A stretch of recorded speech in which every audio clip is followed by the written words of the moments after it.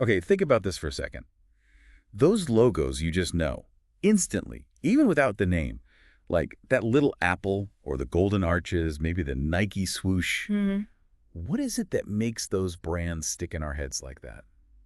It's got to be more than just, nice design. You're absolutely right. It goes much deeper than just surface recognition. We're talking about the real foundations of building brand power, Hmm. especially now when everything's so crowded. Hmm. It's a whole approach, really, shaping how people see you, driving success long term. Exactly. So today, that's what we're getting into, the key ideas behind building these really strong brands. We've looked at quite a bit of material, tracing how brand management evolved, right up to the kind of strategies companies use now that go way beyond just ads. Yeah, we'll look at how things changed, why a brand's identity is so critical, the tricky business of managing like whole family of brands, Yeah. and some really clever ways brands are connecting with people without just, running commercials. So whether you're in marketing, maybe running your own business, or even if you're just interested in why we choose what we choose, well, you're definitely in the right place for this conversation. And actually, let me just quickly say hello to everyone watching us over on the Audiobook Quiver YouTube channel. It's great to have you here. Yeah, welcome. If you're enjoying this discussion and you want more kind of engaging reviews and book summaries like this, please do hit that like button down below and follow the channel. Maybe turn on the notification bell so you don't miss anything new. Definitely helps us out. It does. Yeah. Okay, so back to it. Our goal today really is to pull out the key things, the fundamental stuff that lets a brand truly connect and build value that lasts. Find those insights that actually make a difference in how we understand and maybe even build brands ourselves. And it's interesting, isn't it, that the idea of managing a brand as a specific job, well, it's not actually as old as some of these huge brands. That's true. It kind of started with a memo, of all things. Back in 1931, Procter & Gamble, there was this junior marketing guy, Neil McElroy. Who ended up as CEO and even Secretary of Defense later on, believe it or not. Right. Well, he was looking at the marketing for Chemi soap, and he basically saw, well, not much of a strategy. It was a bit all over the place. Yeah, diffuse and uncoordinated, I think, is a good description. Ivory was the big P&G brand, obviously, and the others were just kind of doing their own thing. No real plan, no significant budget. And McElroy saw Chemi was kind of getting lost in the shuffle because of it. Exactly. So the big idea here was the birth of the brand manager, one person responsible for making a brand succeed. That was pretty revolutionary then. It shifted focus from just the product to the brand itself. So he writes this memo, which is now seen as like a foundational text suggesting a whole system built around individual brands. And his vision, looking back, it was pretty sharp. He talked about a brand man, an assistant brand man, even people doing field checkups. It's surprisingly modern, isn't it? Their jobs were to study shipment data very carefully, figure out what was working well in some places. And then apply it elsewhere. Exactly. And also dig into why things weren't working in other markets. Like actually go talk to dealers, talk to customers, find out what the real issues were. And it wasn't just finding problems. This team had to come up with solutions, implement them, manage the ad budgets, try out different packaging ideas. Even meet directly with the district managers. It was, for its time, a really holistic view. It really was. But that classic model, it was very much focused on how that one brand was doing, and maybe crucially back then, driving immediate sales. Yeah, justifying the investment was simpler. Did sales go up? Yes or no? Okay, so let's fast forward. Today we're talking about a different way of thinking, the brand leadership paradigm. What's the big difference now? I think the biggest shift is perspective. It's global now. Historically, managing brands internationally often just meant you had separate brand managers in each country doing their own thing. Right, sort of siloed. Totally.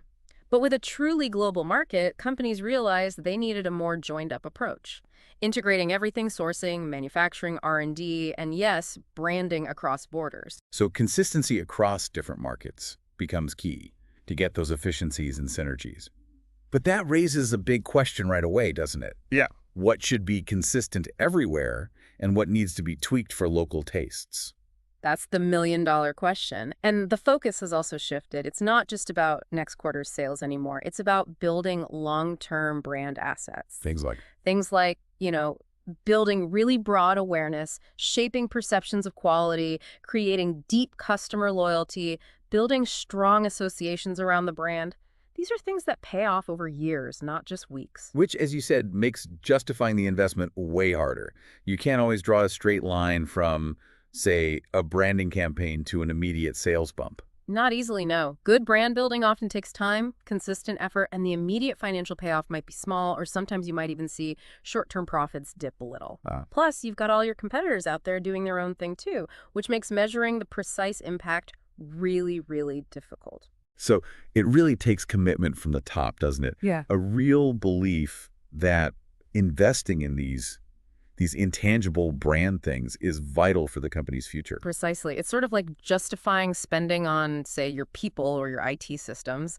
Everyone knows they're crucial, probably the most crucial assets, but they don't show up neatly on a balance sheet with a clear dollar value. That makes sense. It's more of a strategic belief, isn't it? A philosophy that a strong brand gives you a competitive edge, even if you can't perfectly quantify it right now. Exactly. And without that belief, trying to move to this broader brand leadership idea is just, it's going to be tough. Okay, so one big risk out there is brands becoming commodities, right? Or it just comes down to price.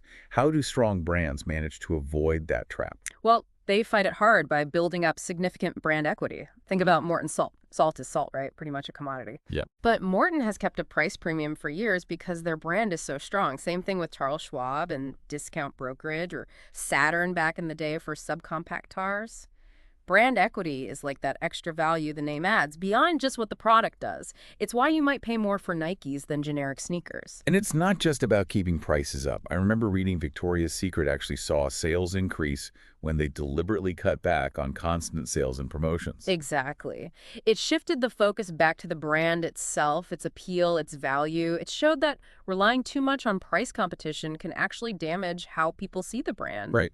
But that leads us to the big question. Is there a clear, provable link between investing in brand building and actual financial results, like profits or stock price? That's the core debate, yeah. We all kind of feel it with brands like Coke or Nike or Apple. They just seem strong. But can we prove their brand building directly impacts the bottom line? Well, there was that book, Managing Brand Equity, that had some interesting case studies. It talked about the decline of WordStar and Schlitz. Both used to be huge, and partly blamed neglecting their brands. Called them billion-dollar brand failures. Ouch. Yeah. But then it highlighted Weight Watchers' comeback in the 80s as a billion-dollar success, linked directly to smart brand management. Even the Datsun to Nissan name change, while maybe necessary long-term, was seen as a big hit to brand equity initially. Beyond those stories, there's actual research trying to measure this, like that Equitrend study you mentioned. Yes, exactly. That study looked at brand equity scores for about 33 publicly traded companies where the main corporate brand was really important for sales places like American Airlines, Amex, Coke, IBM, Kellogg's, McDonald's, Pepsi. Okay, big names. Right. They factored in ad spending and ROI too.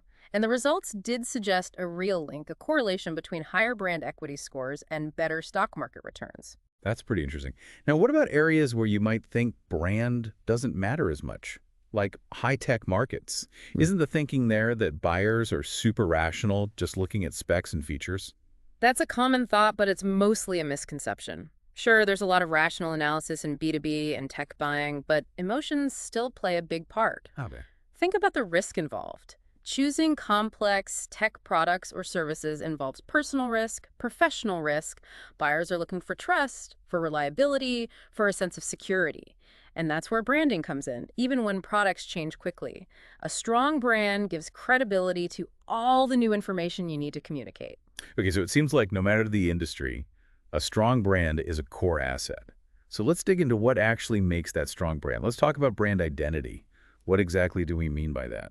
Brand identity is basically your vision for the brand, how you want it to be seen by your target audience. It's really the heart of that brand leadership model we talked about. It guides everything you do to build the brand. So it's aspirational, not necessarily how people see it right now. Exactly. How people see it now, that's the brand image. The identity is the goal, what you're shooting for. It might even mean you need to change or add to the current image. It's what the company wants the brand to stand for, ultimately. And it needs to be clear. Yeah. No confusion. Absolutely critical. If the identity is vague or inconsistent, forget about building the brand effectively. It just won't work. So there's a model to help plan this, the brand identity planning model. what are the main parts of that? Yeah, it breaks it down. First, you've got the value proposition. That covers the benefits the brand offers, functional, emotional, and self-expressive benefits. Okay. Then there's credibility. How believable are those benefits? Sometimes having other strong brands in the company helps here. And finally, the kind of relationship the brand wants to build with customers. Functional, emotional, self-expressive. Can you give some examples? Make that a bit clearer. Sure. Functional benefit of a car. Maybe it's gas mileage. Emotional benefit. Maybe the feeling of safety it gives you. And self-expressive. Maybe the car says something about your style or your environmental values, you know. Got it. Okay. Okay. And you also mentioned core identity versus extended identity. What's the difference there? So the core identity is like the absolute essence, the unchanging heart of the brand, the things that stay the same across all markets, all products. It's the brand's DNA, really. Okay, the non-negotiables. Pretty much. The extended identity is everything else that's associated with the brand. All the extra bits that add texture and meaning, flesh it out. So core identity is maybe more for internal guidance, and the extended identity is what you communicate outwards. Not quite. There's also the brand essence, which is even more that internal, timeless core. It's what really motivates people inside the company. A tagline, though, that's definitely external. Ah, okay. It's that short, catchy phrase that sums up a key part of the brand's position for the public. And taglines can change, right? UPS had moving at the speed of business. Chevy trucks had like a rock. Great taglines, but not necessarily the deepest essence of the brand itself. Understood. So finding that essence is more than just a good slogan. Now, you warned about a product attribute fixation trap. What's that? Oh yeah, that's a really easy trap to fall into, especially for tech companies or industrial firms. It's when you define your brand only by its features and what it does functionally. Assuming customers only care about the specs. Exactly, but a really strong brand is almost always more than just its tangible parts. So you need to broaden it out. Include things like personality, maybe associations with the company itself, symbols. Precisely. You still need a strong functional benefit like BMW in performance, or Volvo in safety, or Gap in casual style. But you have to layer on those other things. Think about 3M in innovation, or the personality of Bath & Body Works, like energetic, vibrant. And symbols can be a real shortcut for communicating that stuff, can't they? Huge shortcut. The Michelin Man. Power, durability for tires. Right away. The Energizer Bunny. Long-lasting power keeps going and going. Pillsbury Doughboy. Wholesome, fresh baking. Even the Maytag repairman being bored that signals dependability powerfully. And visual metaphors, like Anderson Consulting used, can explain complex ideas really memorably. It's amazing how those visuals just stick. So how do companies actually find those deeper emotional or self-expressive benefits that really click with people? One really useful method is called laddering research. Basically, you keep asking why in interviews. Peeling the onion. Kind of, yeah. You start by asking why someone likes a feature. They'll usually give you an attribute. Then you ask, okay, why is that important to you? And you keep going. You ladder up from the attribute to a functional benefit, maybe to a rational benefit, and hopefully eventually you uncover the underlying emotional or self-expressive driver. Can you give an example? Sure, like researching airlines. Someone might say they like wide bodies. That's an attribute. Why? More comfortable, functional benefit. Why is that important? I can get more work done, rational benefit. Why that? Maybe it leads to I feel more in control, which is emotional, or even it makes me feel like a smart traveler, which is self-expressive. Ah, I see. You're digging past the surface reasons. Exactly, because often people buy based on those deeper feelings or aspirations, even if they tell themselves it's just about the features. Laddering helps you find the real why. That's fascinating. So once a company has a clearer idea of its own desired identity, what's next? How do they develop it further? Well, a really important step is understanding the competition. You've got to really analyze how your competitors are positioning their brands now and in the past. So looking closely at their ads, figuring out their main messages, maybe even guessing their budgets. Yeah, exactly. You can group their ads by theme. Like insurance ads often cluster around security or empathy or planning ahead, see who's doing what, and find the outliers too, the ones positioned differently. And look beyond just ads. Definitely. Read their annual reports. You can often find clues about their brand strategy and where they might be heading. And you need to think beyond just today's competitors, right? Especially if the market's changing fast. Oh, absolutely. If you're a PC maker just watching other PC makers, you might totally miss the threat from Sony or Kodak or Microsoft trying to own the digital home space. Your brand identity needs to be strong enough for future battles, too. Okay, now what if a company has several different brands? Should they all have totally separate identities, or should there be overlap? Generally, the goal should be to have a common core identity that guides the whole portfolio. You usually want to resist letting every country or every product line invent its own separate identity. Keep it focused. Right, any deviation from that core really needs a strong reason.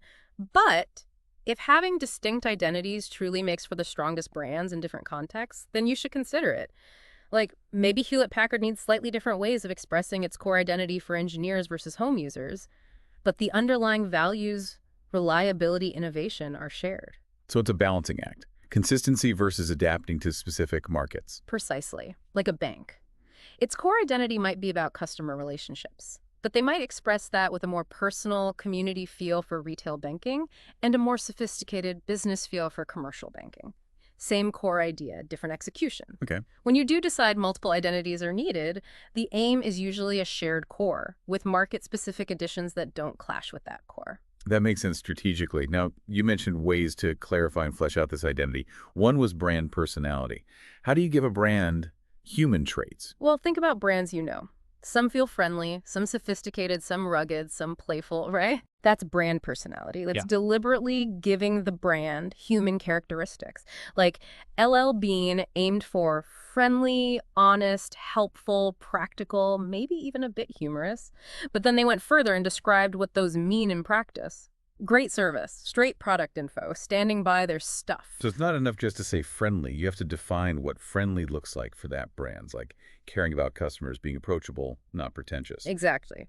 Another idea was leadership brands. What different styles of leadership can a brand have?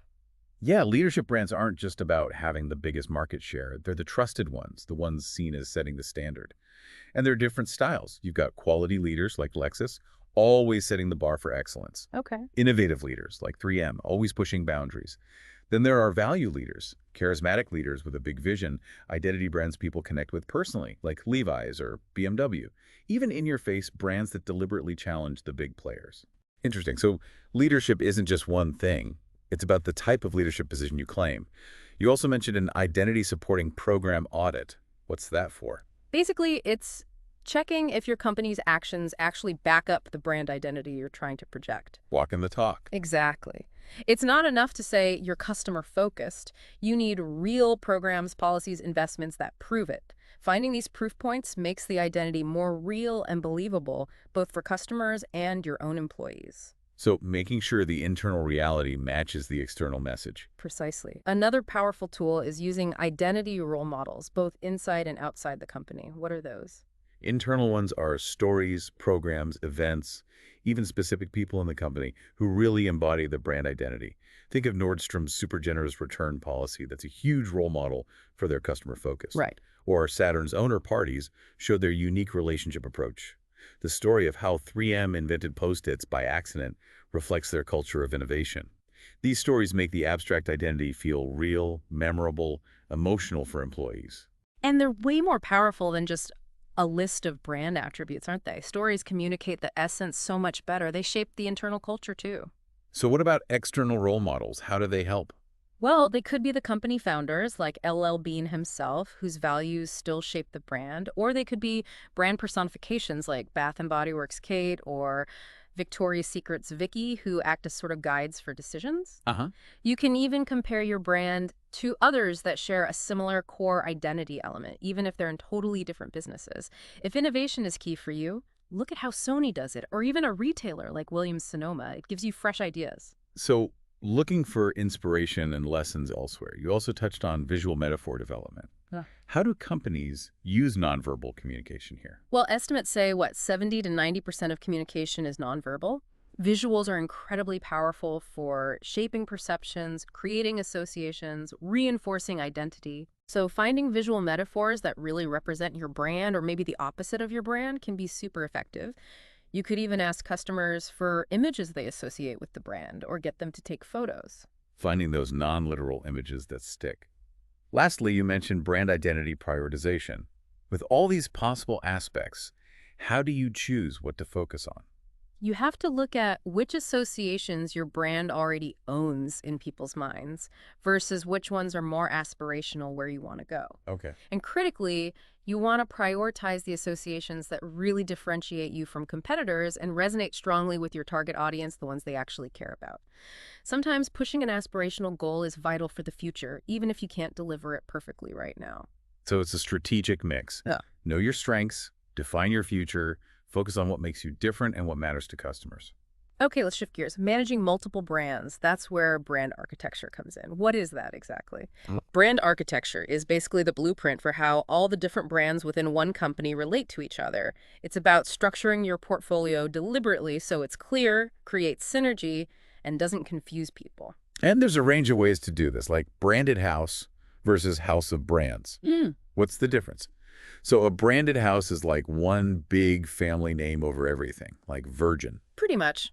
In a branded house, the main master brand is dominant, and any sub-brands are usually just descriptive additions like GE Appliances, GE Capital, GE Healthcare. The strong GE name helps all of them. Okay. The other extreme is a house of brands. Here, the individual brands stand alone, each with its own identity and audience. The parent company might be almost invisible. Think P&G Tide, Pampers, Gillette.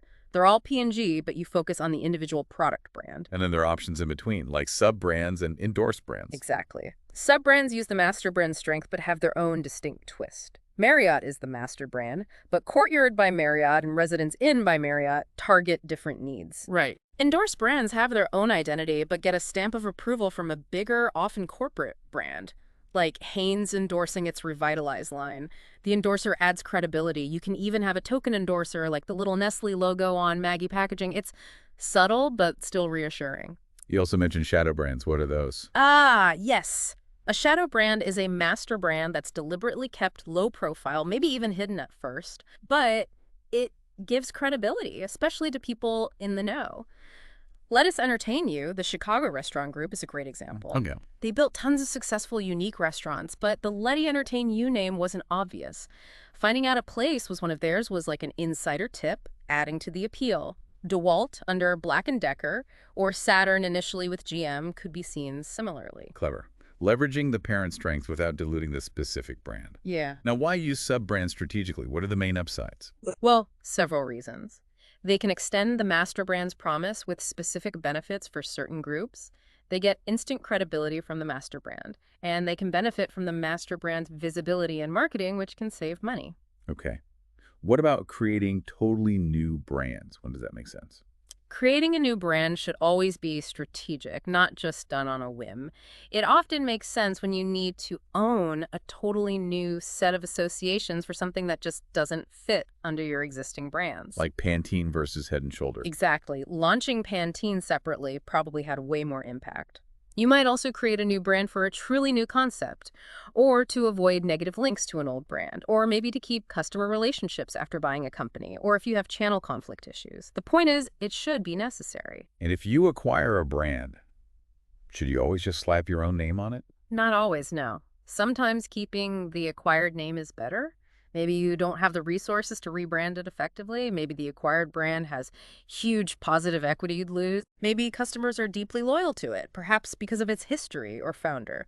Or maybe your acquiring brand just doesn't fit the context. Schlumberger, in oil services, kept many acquired brand names because they were strong in specific niches. So weigh the acquired equity against the benefits of consolidation. What about using premium and value sub-brands? How do they fit in? Premium sub-brands let you reach higher price points and more exclusive customers while still using the master brand's trust, like Ralph Lauren's Collection Classics line. It can even make the main brand seem more desirable overall, a halo effect. And value brands. Value brands or sub-brands let you compete on price without cheapening your main premium offerings. Then there are silver bullet brands. How do you leverage those? A silver bullet is one really successful brand or sub-brand in your portfolio that can lift the whole company's reputation, like IBM's ThinkPad was for a while. Right. When you have one, the strategy is to feature it prominently in corporate communications, maybe give it more marketing budget, really position it as a flagship. Its success rubs off on everyone else. Kind of lifts the whole family. Now, within this architecture, brands play different roles. We've hit master brand, endorser, sub-brand. What about branded benefit, co-brand, and driver roles? Okay. A branded benefit is when you give a specific feature or technology its own name to highlight it, like Whirlpool's clean top ranges or Reebok's 3D ultralight soles. Got it. A co-brand is a partnership between two or more brands on one product, like the Eddie Bauer Ford Explorer. Creates synergy, reaches new audiences. Okay, and the driver role. The driver role is about which brand in an offering actually influences the buying decision the most. With a Dell Dimension computer, Dell is the main driver. Dimension is a sub-brand indicating the model line, a secondary driver. Knowing the driver tells you where to focus your main branding efforts. Understanding which name carries the most weight. How do companies usually show this structure, internally and externally? Few common ways. Brand groupings just categorize brands by product type or market, etc. Brand hierarchical trees visually map out master brands, sub-brands, endorsers, showing the levels. And brand range defines what products or services fall under each specific brand. The aim is always a logical, clear structure that people get and that promotes synergy. And adding endorsements. Why do companies do that? Usually two main reasons. To give the endorsed brand, especially if it's newer, a quick credibility boost from the endorser's reputation, and also to give the endorsing brand some positive exposure in a relevant context. When Kraft started putting its name on more of its food brands in the late 90s, it was trying to do both leverage the trusted Kraft name and create a more unified look. Strengthening both the individual brand and the whole portfolio. Lastly, when companies review all this, what's involved in a brand portfolio audit? It's a deep dive, really. A systematic look at the current structure, you ask. Is it logical? Are there redundant brands, under-leveraged ones, brands hurting each other? Is the visual presentation consistent? Does the structure support the intended role of each brand and its identity? The goal is to find ways to improve, make sure the architecture is really helping the overall business strategy. Sounds like something crucial if you manage more than one brand. Okay, we've covered a lot of the theory and strategy. Let's switch now to the how, building brands beyond media advertising. Because just running TV ads and print ads, well, that's clearly not enough anymore, is it? No, absolutely not. Traditional ads still have a place, for sure, but relying only on them just doesn't cut it for grabbing attention and building real connections these days. A key idea that's emerged is the driving idea. The driving idea. Yeah, like a central concept or program that ties together lots of different brand building activities. It acts as a hub. Can you give an example of what that looks like? Think about something like the Adidas Street Ball Challenge or Nike Town stores. Those weren't just ads. They were big, multi-part programs designed to really engage people and create memorable experiences linked to the brand. A good driving idea really connects with the audience and cuts through all the advertising noise. So how do you come up with a good driving idea? It often starts with really understanding the consumer sweet spot. Where your brand's values and offerings overlap with what your customers are genuinely passionate about or what they need or aspire to. Finding that connection point. Exactly. And you also need the right company culture, one that encourages creative thinking, trying new things, and actually supports putting these often unconventional ideas into action. As Pasteur said, chance favors the prepared mind. You need the environment for good ideas to happen. So fostering the right conditions, then having the commitment to see it through.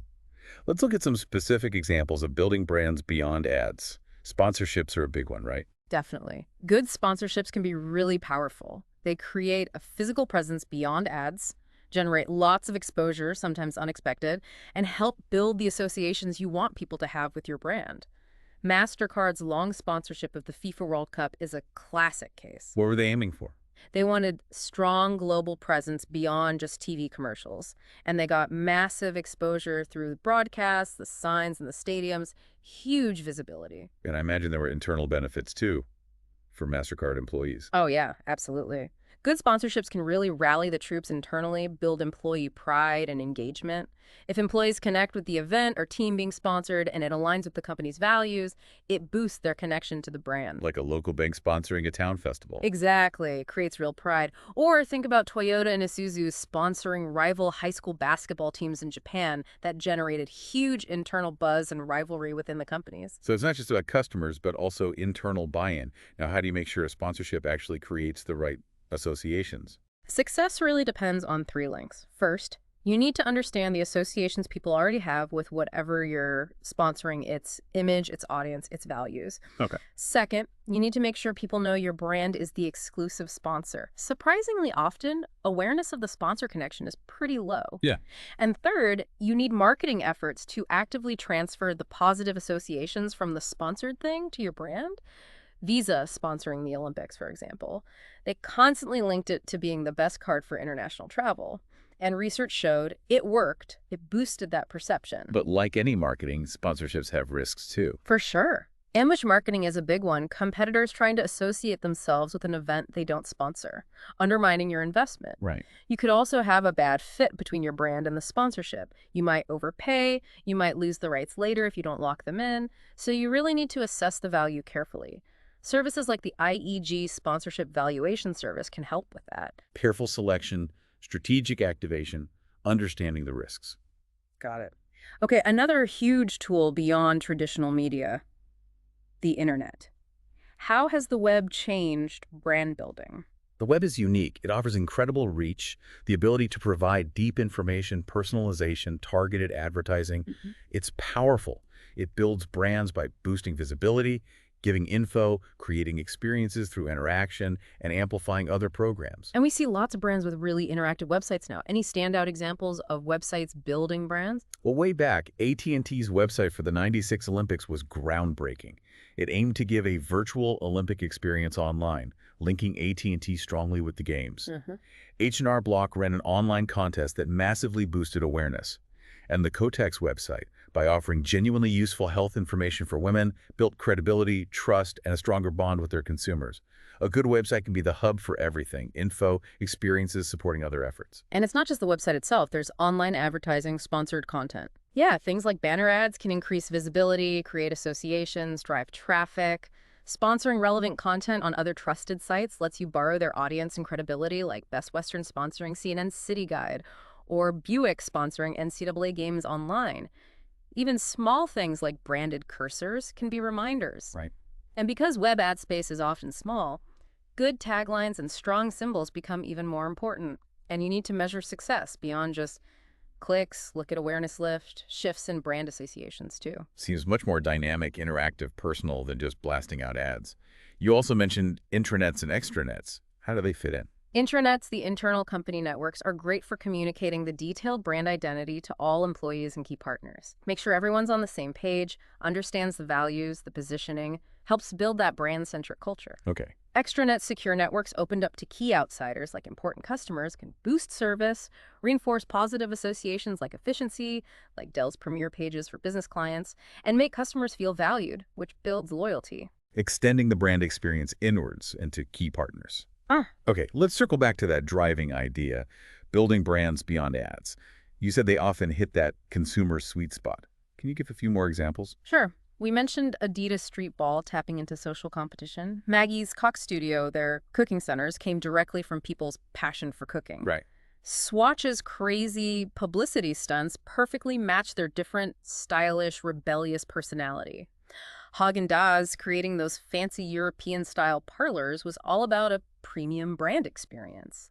Even Flotex, an engineering firm, found a driving idea around their unique problem-solving approach, talking directly to end users, which was unusual in their field. The key is always that resonance with the audience and authentic link to the brand's core. And it's not just the idea, it's how well you execute it. Absolutely critical. Brilliant execution, consistently linked back to the brand's identity. You need to involve the customer, target the right people, find ways to stand out from the noise, and always make sure it reinforces the brand identity you want. It sounds like it takes creativity, deep customer understanding, and a real focus on getting the details right. Okay, final big topic, global brand leadership. You made a point of distinguishing that from just having global brands. What's the key difference and the main challenge? The big challenge managing brands globally is often inconsistency. McDonald's apparently found this in Europe back in the 90s, messages getting mixed across countries, too much focus on short-term promos instead of long-term brand building. And even brands that seem global, like Pringles or Heineken or Visa, often have local tweaks, different flavors, different ads, maybe slight logo changes for cultural fit. So striving for one identical global strategy, isn't always the answer. Not always, no. The cost savings from global marketing might not always be huge, and sometimes really localized campaigns just work better. Plus, finding one single strategy that resonates perfectly everywhere across all cultures, that's incredibly hard, maybe impossible, Well, the focus shifts. to achieving true global brand leadership. That means having a clear global brand identity that's communicated consistently, but also having a deep understanding of local market nuances. It's finding that balance between global consistency and local adaptation. How do companies that do this well manage that balance? They usually have a really clear global brand planning process, clear goals, good ways to measure performance across markets, including brand equity tracking. They often use global brand manuals for guidance. Lots of internal communication is key, making sure everyone worldwide understands the vision. Some use systems like Pepsi's Marketplace P&L to get a consistent view of brand performance everywhere. And practically, how do they achieve great global execution? Well, letting different ad agencies compete for global campaigns, like Audi did, can spark better ideas. Adapting successful global programs for local markets like Smirnoff or IBM or Benetton have done makes them more relevant. Creating centers of excellence for specific branding skills, like Nestle or Mobil did, helps share best practices globally. The trick is finding a core idea that's flexible enough to be executed brilliantly in different cultures. Definitely sounds complex, but vital in today's world. Absolutely. It needs strategic thinking, deep market knowledge, and that constant effort to balance the global and the local. Well, this has been incredibly useful, really getting into the nuts and bolts of brand building. Just to kind of wrap up the main points. Building a strong brand is way more than just advertising. It starts with a really clear brand identity, Mm-hmm. Absolutely fundamental. a deep understanding of your customer, using creative ways to engage people that really connect, Right, those driving ideas. and having a smart strategy for how your brands fit together, especially Mm. if you're operating globally. And it's so important to remember, this stuff takes time. You don't build a powerful brand overnight. It needs consistent effort, staying true to your message, and always listening to and understanding your audience. So maybe a final thought for everyone listening. As you go about your day, think about the brands you interact with. What was the most interesting thing you heard today? How might you apply it? What do you think is the real driving idea behind your favorite brands? And how well do they actually bring that idea to life for you? And hey, if you found this conversation helpful and want to hear more discussions like this, exploring insightful books and ideas, please do remember to like this video, follow the Audiobook Quiver channel if you're on YouTube, and hit that notification bell so you catch the next one. Yeah, thanks for tuning in.